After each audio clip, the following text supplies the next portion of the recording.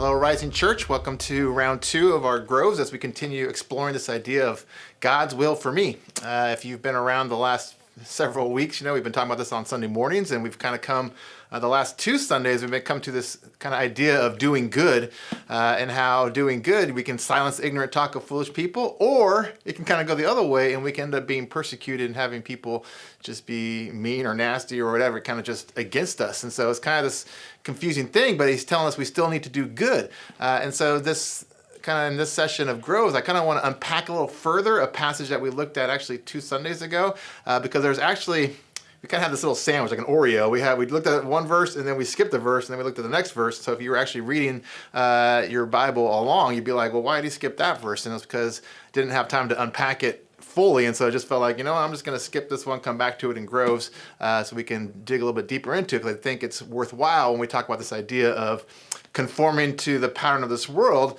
versus kind of splintering off and going our own way as we follow Jesus and trust that his will is good, pleasing, and perfect, and what the world says is good, pleasing, and perfect, not so much. And so it's kind of that thing we talk about, the 1 degree separation, and where we end up may be distinctly different. And so I do want to read it again to you, because it's been a week and a half or 2 weeks since we looked at it, and it comes from 1 Peter chapter 2, verse 15 through 17, where he says, "For it is God's will that by doing good you should silence the ignorant talk of foolish people." Let me get this verse. "Live as free people, but do not use your freedom as a cover-up for evil. Live as God's slaves. Show proper respect to everyone, love the family of believers, fear God, honor the emperor." And so, if remember, we kind of talked about this idea of God's will and doing good, and that way we can kind of silence the ignorant talk of people that they're conformed. They don't get it, they don't understand, and so they want you to conform, and so they kind of heap abuse on you. But by doing good, we can kind of show them a different lifestyle, and hopefully that will entice them. And then it says this line that I think may seem a little controversial, or just kind of like, I don't understand, because he says, "Live as free people, but do not use your freedom as a cover for evil. Live as God's slaves." And so when you kind of hear that, it seems like, well, what is he saying? He says, live as free people, but then in the same sentence, he says, live as God's slaves. So it's like, well, which is it? Are we free people or are we slaves? Those seem like they're contradictory, and you can't put them in the same sentence. And yet he's saying, you are free people. Live like you're free, but then live as a slave. And it's kind of this idea that I don't think the world quite gets this, but the world is enslaved. The world is enslaved to conforming to the pattern of this world. It's enslaved to doing whatever they've been told to do. It's kind of like sin or evil is the master, and it's just telling us what to do. And we just say, yes, sir. And we just do whatever it tells us to do because it's our master. It's our slave owner, if you will. And so God's saying, no, that's not you.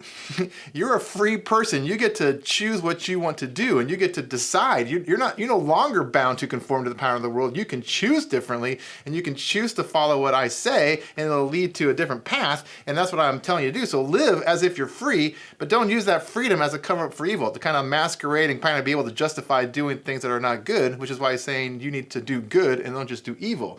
And he says, live as God's slaves. And I think this is an interesting idea, because this idea that as followers of Jesus, we're saying, you know what?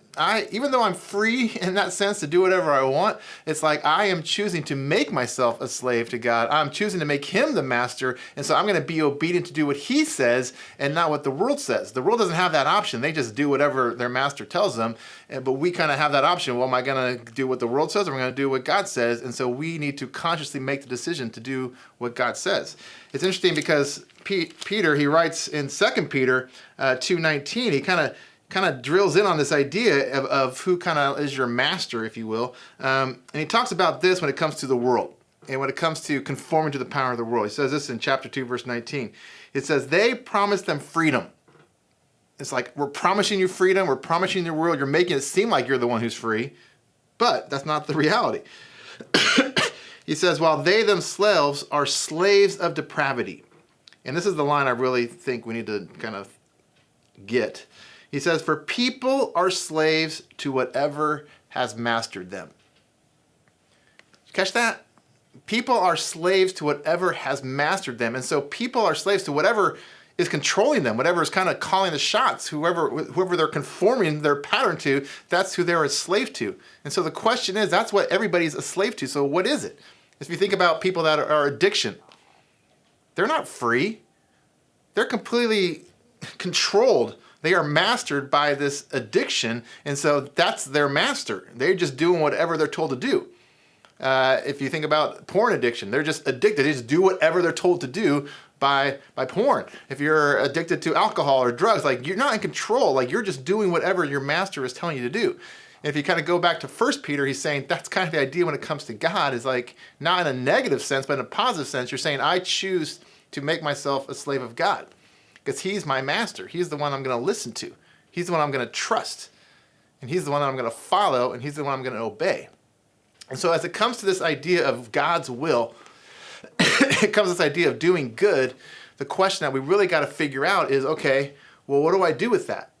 Am I going to choose to make myself a slave of God in that sense, and I'm going to trust him, I'm going to listen to him and what he says, or am I just going to continue being a slave of the world? And so today in your session, you're going to kind of unpack a lot of stuff that we've been talking about over the last 2 weeks. You're going to be talking about this, hopefully discussing it, kind of really digging into it and kind of getting a different perspective. But really, I want you to be thinking about some of these ideas. Who are you a slave to? Who's your master? Who are you listening to? Because we're all listening to somebody. And so the question is, are we going to choose God's will that we would listen to him? And so are we going to choose that as followers of Jesus? Are we going to choose to make him our master, that we would be his slaves in that sense? In a sense, like we're just going to do what he tells us to do because he's the one that we've declared our boss or our master.